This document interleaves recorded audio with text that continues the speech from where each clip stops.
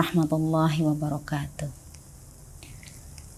Alhamdulillah waffaqna li syukrihi wa hadana li dzikrihi wa salawatuhu ala Muhammadin khairi khalqihi wa ala alihi wa sahbihi. Sahabat ummahat, kali ini saya akan berusaha menjawab pertanyaan seorang sahabat, yaitu tentang apakah hutang sholat dan puasa orang tua yang sudah wafat harus dibayarkan dan bagaimana cara membayarnya. Nah, pembahasan tentang membayarkan hutang sholat untuk orang yang sudah wafat belum saya temukan dalam beberapa referensi kitab fikih Asy-Syafi'iyah seperti kitab I'anatut Thalibin, Raudhatut Thalibin, bahkan Majmu' Syarah Al-Muhadzab.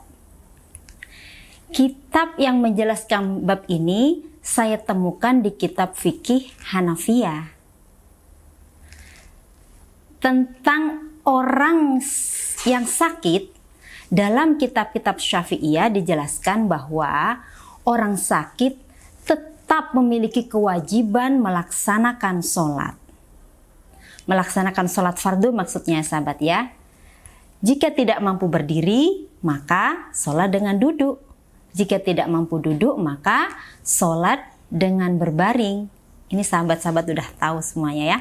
Nah, dengan berbaring dengan menghadapkan wajah ke kiblat atau telentang dengan kaki menghadap kiblat dan memberi isyarah rukuk sujud dengan mata. Demikian dijelaskan dalam Majmu' Syarah Al-Muhadzab. Nah, bagaimana jika sudah tidak mampu sholat dengan isyarat mata, maksudnya mata sudah merem terus gitu ya sahabat ya. Nah, jika orang sakit sudah dalam kondisi tidak sadar, maka gugur kewajiban sholatnya. Tapi menurut Hanafiyah, jika kondisi tidak sadarnya ini berlangsung selama lebih dari sehari semalam, atau melewatkan lebih dari 5 waktu sholat fardu, maka tidak wajib mengganti sholatnya. Namun, jika kondisi tidak sadarnya berlangsung selama sehari semalam atau 5 waktu sholat, bahkan lebih sedikit, maksudnya lebih sedikit dari 5 waktu sholat, maka ketika sadar wajib mengqadha sholatnya. Ini dijelaskan dalam Al-Fiqh Al-Madzahib Al-Ba'ah. Sahabat, lebih lanjut dalam kitab Ad-Durrul Mukhtar, ulama Hanafiyah berpendapat jika orang sakit kemudian meninggal gitu ya, meninggal dunia dan di masa sakitnya tidak mampu ya sahabatnya, tidak mampu melakukan sholat meski dengan isyarat kepala atau kedipan mata, maka tidak wajib mewasiatkan tanggung jawab sholatnya kepada ahli waris. Karena sholat merupakan ibadah badaniyah yang bersifat individual.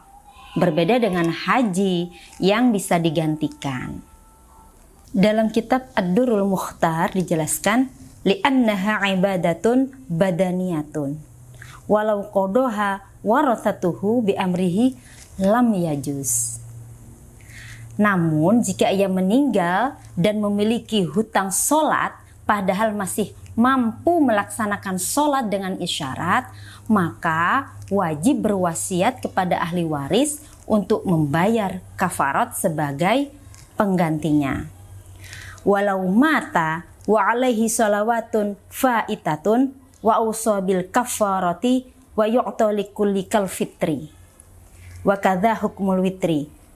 Sholatin nisfu sa'in min birrin was saumi. Jadi, sahabat, mengganti sholat orang yang sudah meninggal dunia adalah dengan membayar kafarat, bukan dengan melaksanakan sholat. Karena sholat adalah ibadah badaniyah. Jadi ibadah badaniah masing-masing orang. Kitab lain juga mengutip pendapat ulama Hanafiyah ini. Menjelaskan siapa saja yang meninggal dunia dan belum mengqadha sholat-sholat yang ditinggalkannya tanpa uzur, maksudnya sebenarnya masih bisa mampu melaksanakan sholat walaupun dengan isyarat, maka wajib berwasiat agar membayar kafarat sebagai penggantinya. Namun jika kondisinya sudah tidak mampu melaksanakan sholat, maka tidak wajib berwasiat agar membayar kafarat.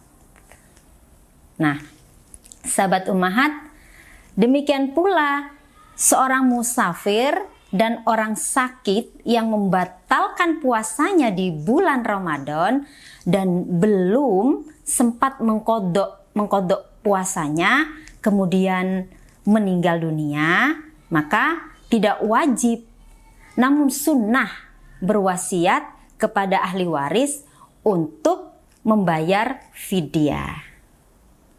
Ini dijelaskan Al-Fiqhul Islami wa adillatuhu. Sahabat ummahat, selanjutnya bagaimana cara membayar kafarat atau fidyah? Ada yang menyebut kafarat, ada yang menyebut fidyah ya dalam kitab-kitab itu. Nah, kafarat secara bahasa berarti penebus dosa atau denda karena melanggar aturan. Fidyah adalah tebusan atau pembebasan dengan uang tebusan. Jadi sama saja ya sahabat. Nah, satu waktu sholat atau puasa diganti dengan fidyah sebanyak setengah sok gandum atau makanan pokok. Kalau di sini beras ya. Nah, satu sok itu 2,04 kg. Jadi, fidyah satu sholat atau satu puasa adalah 1,02 kg. Kafarat atau fidyah sholat dan puasa itu diambil dari sepertiga harta warisan jika si mayit meninggalkan harta warisan. Kalau tidak ada warisannya, maka ahli waris sunnah mengeluarkan fidyah dari hartanya sendiri. Nah, pertanyaan selanjutnya, bolehkah fidyah itu diberikan hanya kepada satu orang fakir miskin misalkan? Jawabannya, boleh memberikan beberapa fidyah kepada satu orang fakir sekaligus. Jadi misalkan beberapa hutang sholat gitu ya sahabat ya, dibayarkan fidyahnya ke satu orang, itu boleh. Dalilnya adalah yajuzu i'ta'u fidyati sholawatin liwahidin jumlatan. Dijelaskan dalam Al-Fiqhul Islami wa adillatuh. Demikian sahabat tentang apakah kita wajib membayar hutang sholat atau puasa bagi orang tua kita yang sudah wafat. Semoga bermanfaat. Wallahu a'lam bishawab. Wallahu muwaffiq ila aqwamit thoriq. Wassalamualaikum warahmatullahi wabarakatuh.